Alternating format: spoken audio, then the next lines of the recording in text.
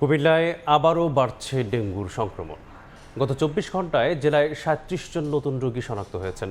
এর মধ্যে সবচেয়ে বেশি আক্রান্ত দাউদকান্দিতে। এ নিয়ে বিস্তারিত জানাতে কুমিল্লায় আছেন সহকর্মী ইশতিয়াক আহমেদ।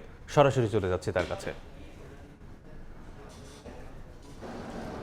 কুমিল্লার যে ডেঙ্গুর যে প্রকোপ সেটি কিন্তু বেড়ে চলেছে। আমি যদি বলতে চাই, গত ২৪ ঘন্টায় কুমিল্লায় ২৬০ জন সরকারি এবং বেসরকারিভাবে ডেঙ্গু পরীক্ষা করে এবং সেখান থেকে ৩৭ জন গত ২৪ ঘন্টায় ডেঙ্গু রোগী শনাক্ত হয়েছে এবং তার মধ্যে দাউদকান্দিতে রয়েছে ১৫ জন এবং কুমিল্লা যে মেডিকেল কলেজ হাসপাতাল আছে সেখানে ৪ জন কিন্তু ডেঙ্গু রোগে আক্রান্ত হয়েছে। আমি যদি জানিয়ে রাখতে চাই আপনাদেরকে, গত ২৪ ঘন্টায় কুমিল্লায় যে জেলা জুড়ে সরকারি এবং বেসরকারিভাবে ২৬০ জন পরীক্ষা করেছে, ডেঙ্গু রোগে আক্রান্ত সংখ্যা নিয়ে পরীক্ষা করেছে এবং সেখান থেকে ৩৭ জন কিন্তু তাদের এখানে ডেঙ্গু রোগে আক্রান্ত হয়েছে বলে আমরা জানতে পেরেছি। এবং এই নিয়ে গত ৬ মাসে যে ডেঙ্গুর যে মোট সংখ্যা সেটি দাঁড়িয়েছে ১,২৬৭ জনের মতো।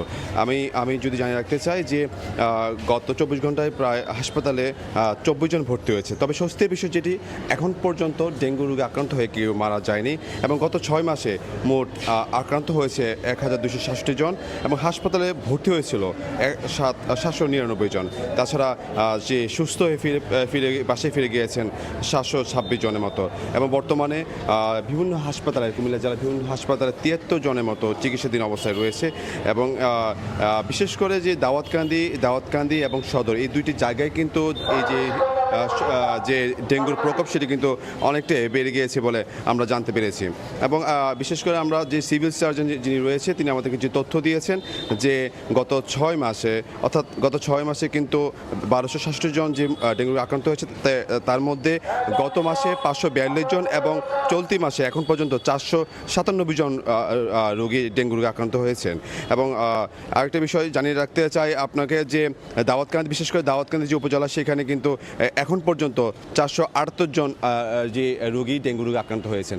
আমরা কথা বলেছিলাম যে এখানকার যে চিকিৎসকরা রয়েছেন তাদের সাথে, তারা বলছে যে টানা যে বর্ষণ রয়েছে, টানা যে বৃষ্টি হচ্ছে, সেই বৃষ্টি পানিতে জমে এবং বিশেষ করে যে নির্মাণাধীন ভবন এবং যে বাসা বাড়ির যে ছাদ রয়েছে সেখানে পানি জমে লার্ভা তৈরি হয়, সেখান থেকে কিন্তু ডেঙ্গুর যে প্রধান কারণ বলে তারা বলেছেন এবং সচেতন থাকলে কিন্তু সেটা প্রতিরোধ করা যায় বলে তারা বলছেন। তো এই ছিল আমার কাছে সর্বশেষ কুমিল্লা মেডিকেল কলেজ হাসপাতাল থেকে ডেঙ্গুর সর্বশেষ পরিস্থিতি। যুক্ত ছিলাম কুমিল্লা সদর হাসপাতাল থেকে।